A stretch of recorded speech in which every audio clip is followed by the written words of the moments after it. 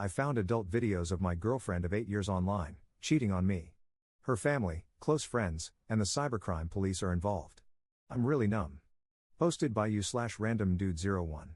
Almost 3 weeks ago, a good friend of mine, Alex, and an acquaintance, Mike, got hold of a video of my girlfriend, Jamie, having sex with another man. Mike found this while browsing through porn sites with niche themes and, by chance, recognized Jamie.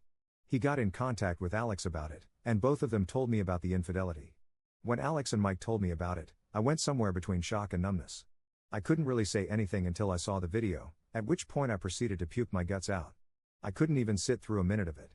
The fact that it was edited to go straight into the action, with Jamie's face clearly visible, didn't help. We drove Mike home, and Alex had the good sense to force me to spend the night at his place rather than go home to the apartment I share with Jamie, with no idea how that would have ended. We shared some beers, mostly in silence. Alex did try to get me to open up about how I felt regarding Jamie's infidelity, but I was just numb. I didn't know what I felt and told him so. I felt like I was wading through water, with no thoughts in mind other than what was right in front of me. Alex didn't push any further, and I passed out some time later. When I woke up, I had recovered enough sense to realize that our relationship was most likely over. I went straight home via public transport, most likely brooding and or looking pissed. I wonder what the other passengers thought when they saw me looking like crap while trying to emulate Batman. I got home and found her getting ready to go out. She asked me where I was and why I hadn't contacted her. I didn't bother answering and just told her we needed to talk. We sat down facing each other at our kitchen table, which we built from scratch at my grandfather's farm, and that random thought pretty much broke the dam. A lot happened, a lot of harsh words were said, accusations and blame were exchanged.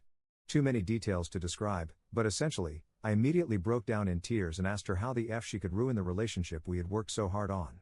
She was confused and wanted an explanation. I dropped the bomb and showed her the video. She cried and begged for forgiveness, but I heard nothing. More crying and cursing until I told her that we were over.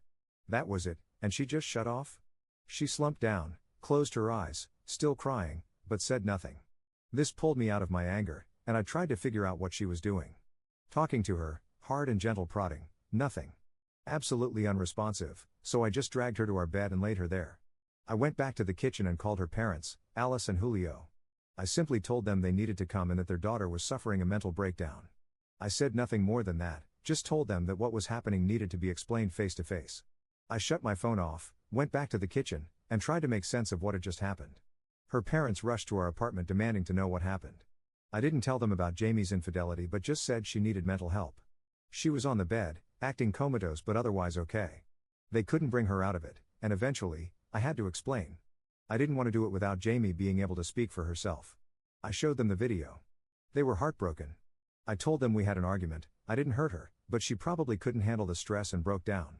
They decided to bring Jamie to her university's mental health clinic. I decided not to go with them. The next day, Jamie eventually woke up. She was stable and responsive. There, she said that the video was non-consensual. Her family decided to report this to the cybercrime police. They didn't grill her due to her mental state, but her parents were obviously ashamed and unsure of what to do beyond following the psychologist's advice, which was to let Jamie rest and support her until they were sure she wouldn't implode. She was sent home to her parents. This was all relayed to me by her older sister, Jackie, who was trying to mediate. She asked if I was really going to end the relationship. I responded that I wasn't sure if we could even salvage it. 2 days later, Jamie's parents asked me to visit them for a talk. I agreed and went the next day. Jamie's parents and her older sister were present. We sat down in their living room. They looked sad and tired, and I felt the same. Jamie would be the last topic of our talk. First was me. They wanted my parents involved. I felt disrespected, as we're already adults, plus my father and I are tense, but I relented since I was already tired and a bit out of my depth. Marriage had been discussed in the past, after all. Finally, we talked about Jamie. She was stuck in her room, miserable and ashamed, otherwise okay. She would stay with her parents for now. When she was needed by the police, she could stay with Jackie in a hotel. They understood that I needed space. They had submitted a report to our city's cybercrime office. I was needed for the investigation. I explained that I wasn't the one who found the video but said I'd try to get Mike involved. They apologized on Jamie's behalf, but I told them she was the one who needed to apologize and that they shouldn't baby her. They agreed but begged me not to argue right now since Jamie might relapse. They explained the psychologist's assessment. Spontaneous nervous breakdown, no history of mental illness, concluded to be caused by accumulated stress from her studies and acute stress reaction from our argument. She needed rest in a safe environment. The psychologist almost called the police on me, but they convinced them not to, and with no physical trauma observed, they gave up. The discussion devolved into apologies, tears, especially from Alice, and other noise. But they wanted to take charge of everything: the investigation, Jamie's well-being, her education and finances, etc. I was kind of washed out of everything. 8 days later, Alice called me in the middle of the night, begging me to come see Jamie. Depressive episode. Kitchen knife. Locked in the bathroom, yelling for me. Worst hour of my life. I'm pretty sure I almost died twice on the road, and I'm glad my country isn't developed enough for highway cameras. I met Alice and Jackie outside the house, waiting for me. Jamie had mostly calmed down and Julio was with her in her room. They begged me to go see her, and with how bad the situation looked, I rushed to Jamie. She was a wreck, looked like her blood had been drained and hadn't slept in a while. She started crying the moment she saw me and reached out her arms. Whatever anger, exhaustion, and anxiety I felt melted away, and I embraced her. She kept apologizing and begging me to stay. I shushed her and held her tight. She eventually went to sleep, and I took a moment to think about what was happening. I genuinely felt heartbroken seeing her like this. This is not how I thought we'd be together in the future, much less this Christmas. I'm losing my best friend and would-be life partner. This was the person who helped me through my depression when even my own family dismissed it. She's the one who encouraged me to start journaling to process what I go through. It's actually ironic. She's the reason I'm able to write down all the details of her affair and how badly it affected me. She's not evil. She's a beautiful, patient, and overall wonderful human being. Thinking of everything we've been through, what we've done for each other, if I were to list it all, it would probably double the word count of this post. I love her and was prepared to be with her for life and face everything that came with it. And she destroyed that. I woke up before her and went to the kitchen for coffee. Jackie was there and explained that Jamie had had episodes twice before, and this was the worst yet. All of us, except Jamie, discussed what to do. Alice was undergoing chemo for breast cancer, Julio ran a business 20 minutes away, Jackie's workplace was already pressuring her, and Jamie needed help. The situation was screwed and everyone was exhausted. Jamie needed therapy. I implied a mental institution, and that almost got my head torn off, but no one could look after her 24/7. They asked me to delay the inevitable and try to help her. There was definitely some emotional manipulation, but they were desperate. Due to my obvious lingering attachment and my respect and love for these people, I agreed. This is where I screwed up. I went home and talked to Mike about the investigation. He agreed to talk to the police. I called Alex and explained all the BS happening. He warned me that this didn't sound like the right call, that a mental institution was probably the best option, and that I was just going to get hurt. Regardless, he said he'd stand by my decision and told me to call if I needed him. I love this guy. I've already scheduled a consultation for therapy, and Jamie has a separate one scheduled 3 days from now in my city. I just want to take a really long nap and get away from all this. Top/relevant comments. Commenter. The unfortunate part is that she isn't your responsibility. I'm extremely jaded about this, having had multiple people threaten suicide to control me in the past, but that's an extremely common tactic. What I would do in your situation is talk to her parents and say that you can't be responsible for caring for their daughter and maintaining her health as she struggles with the consequences of her actions. If they want her safe, they should commit her and leave. This will never be normal. This will hang over any relationship you have with her in the future. Not just the cheating, but this whole spiral, the stress of having to coddle and reassure the person who cheated on you, is hard to break. It's confusing and emotionally draining, and truthfully, you are the victim here too. I understand she didn't give consent to be taped, but that is a situation completely removed from you. Just as she is a victim of the guy she slept with, you are a victim of her infidelity. My honest advice would be to just remove yourself, deny being contacted again, and end it fully. You have to start living your life. Commenter 2. It seems really unfair the way her family keeps asking you to intervene and be there for her. Obviously, their priority is their daughter, but what about you and all the emotions you are going through right now? I feel like you need to cut contact for the time being and take some space for yourself. She is not your responsibility, she is a grown woman who has to face the consequences of her actions. Like someone else mentioned, if you hadn't confronted her about this, she would have been happy to keep the cheating under wraps and continue with life as if nothing had happened. Op's response. Yeah, I really need that space, probably years, too. To be fair, Alice and Julio wanted me washed off of everything.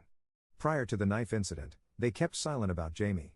They understand I need space and are actually surprised I haven't said anything about leaving.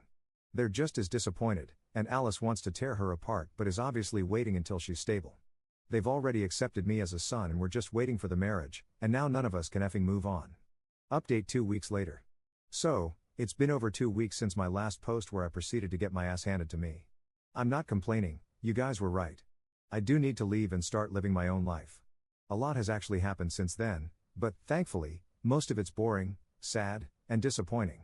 Got myself a behavioral therapist, which is something I should have done a long time ago. I have different problems unrelated to this that Jamie did help me through, mostly, but a professional really does make a difference. Gave me a lot of hard questions, important questions, that forced me to put my life into perspective. It was a liberating experience. Finally talked with my own family about this. For context, I'm not very close with my actual parents, particularly with my father. Broken home and all that. I consider my aunts, my father's 4 sisters, who stepped up to take care of me as a child, to be my real parents. So if I mention family, I really mean just my 4 moms. Turns out, they were more involved than I thought. Jamie talks to them, she loved talking with them about me and our relationship, and they got closer for it too. She asked so many questions about me, what I liked, food, hobbies, what my childhood was like. She'd ask advice from them about so many things, what to do when I get pissy, how to get my ass moving, all that cute stuff. Around a year ago, when they noticed that I started acting positively when they played around with the topic of marriage, Jamie and my family started to get ready. 3 of them have families with at least 3 children each, so to help ease the accommodation, they saved money to pay for themselves, and anything extra would go to the wedding, to us, and whatever comes after. They even talked about engagement rings. Calling them disappointed is an understatement. With the BS happening now, they opted to give me half of what they saved for the marriage to help me out and also offered to take me back again, which truly is a massive help. My biggest problem this whole time was a source of income. I didn't have a job lined up out of my city, still don't, and my savings are meager. With all that settled, I gave my employer my resignation letter, canceled my lease, and have until the end of the month to sort my affairs. I'm leaving for good. As for Jamie, I've gradually stepped out of whatever's been happening with her and around her. Talked with her family, or more like told them, that I'm leaving. Gave them info about the psychiatric hold and made them handle her appointments with her psychologist and whatever else she needs. It was a sad affair, really. I know it doesn't seem like it, especially with Alice and Julio making me stay and take care of Jamie, but this is a first time for all of us. They raised 4 great kids, their relationships are great, and they even extended that to me even when they barely knew me. Jamie screwed up the worst, and this isn't something anyone can expect anyone else to handle with ease and grace. I mourn the loss of a potential family that I could have been proud to be with. For the POS who filmed her? I still haven't confronted her about it, but Mike and Jackie shared what she told the police and how the investigation's going. It was a Korean national she says she met on social media for a fling. She said they only hooked up once, but that was immediately shot down. The video showed 2 different, distinct rooms, and she got pressured to admit where it was in case they could get anything like CCTV, social media posts, logbooks, witnesses, etc., and they did. 1 hotel still had recordings that day, 2 hotels had logbooks containing names and dates, and their DMs. She didn't mention rape, blackmail, or drugs in play, only mild intoxication, which was all obvious in the video, apparently. Everything but the recording was consented. There were some possible routes to take in terms of damages, but when a lawyer was contacted, it was pretty much dead in the water. POS being a Korean national currently in Korea muddied the legal waters. They can do nothing else other than contact relevant Korean authorities, gather as much evidence, and wait. But the lawyer wasn't confident anything might stick. As far as they know, they have no evidence that it was even POS who set up the cameras beyond the fact that POS stayed the night before, and the cameras are obviously long since gone. There are far too many angles POS can play to delay or even win any lawsuit that reaches him. It will most likely be expensive, drawn out, and with very little chance of winning. So they gave up that route. POS is getting off scot-free. Why'd Jamie do it? I don't know. Before, I didn't have the guts to ask her. Now, it doesn't really matter. I'm not as exhausted as before, and my mind's been clearer. I'm leaving for good regardless of why she did it. I can just walk straight out with no explanation, or maybe leave a letter for her, thanking her for the wonderful time we spent together, the love we shared, and a final goodbye. I'm romantic like that. Still, I've decided to handle this with as much grace as I can. I'll help when worst comes to worst, won't lay blame on myself or her family, and won't even mount pressure on Jamie for ruining everything. Not for Jamie, but for my own twisted sense of self-gratification, that I did all that can be expected and more. I will leave with my back straight and nose held high. Funnily enough, this did eventually show me how lucky I am despite everything. Yes, the love of my life cheated on me and had the audacity to throw a tantrum over it, my future's looking a little bleak, and I've found out so much repressed anxiety and anger from my crappy childhood. But I'm still doing pretty great. I have family that loves me, friends that have my back, and despite her betrayal, she brought the best out of me with wonderful memories along with it. I have nothing to be ashamed of, and can say with pride that I was a wonderful boyfriend. Hopefully, this will be my last update. If not, the next will be far more boring and less mouthy. Top/relevant comments. Commenter. Wow, speechless. This is quite the saga. I've never had to deal with someone who had such a severe mental break as your ex. It must have been a little scary to witness firsthand. Op's response. I was confused at first. She just shut down, and I wasn't sure at the time if she really was having one. Her family has it the worst. As I said in my previous post, they've limited as much contact as they can between me and her. Commenter 2. I believe that she really had a mental breakdown, but not for the reason that you probably think. I think she cheated on you with more guys, that she consented to that video, and allowed him to share it. She probably did it for the thrill and money. However, she didn't expect you to find out and for people close to her to see it. When you told her that it was over and that people close to you already knew what she had done, she had a mental breakdown. She probably came up with the idea that it wasn't consensual because it's better to be seen as a victim than a corn star by you and her parents. She probably already knew that even if she pressed charges against him, nothing would happen to him because he was no longer in your country. In your position, I wouldn't care about her mental health because she cheated on you, probably multiple times, disrespected you and your relationship, and put your well-being at risk. You don't even know if she used protection during her escapades, and even if she did, she could get an STD and pass it to you. There's also the possibility that if she got pregnant from one of those guys, she would probably tell you that the child was yours. Don't care about her health because she didn't think about yours when she started cheating on you, and her mental health wasn't the only one impacted by her infidelity. You need to find a therapist to help you navigate what happened to you. Don't let her or her family guilt trip you into taking her back because she is a cheater, and if you take her back, she will continue to do it. The only difference will be that she will probably hide it better. Focus on yourself and take care. Good luck in your new life, and believe me, you deserve so much better than her. Op responding to a commenter telling him to get tested. I did, blood work, swab testing, and pee samples. The whole 9 yards. Only got asymptomatic gonorrhea. From where, who knows, having no symptoms makes it hard to figure out. Not much of a problem. I told Jamie's family about it, and both of us got prescribed some mild antibiotics. Op comment update 1 year 5 months later. Hey guys, Op here. I've been here for a while, so I'm very surprised to see my nightmare being posted. I'm cool with it, but damn, I wasn't expecting seeing this to ruin my day. To clarify, this all happened in the Philippines. As far as I know, the Segs tapes were made many months prior to the first post. While I'm no longer involved with my ex and her family, I'm confident they no longer pursued legal action due to the lack of evidence and, of course, the complexity of suing a foreign national currently in a foreign country. They have no direct evidence that the man she cheated on me with perpetrated non-consensual filming of sexual acts. It doesn't help that it took many months for us to even know it happened. Edit to add, there have been a lot of people asking how Jamie is. I don't know. I don't intend to find out either. I also don't feel like making an update to my situation, other than that I moved recently and am doing okay. Commenter. How are you doing now, 18 months on? I hope you've been able to heal and move forward with your life. Op's response. Still in the trenches, but hey, at least I'm still fighting.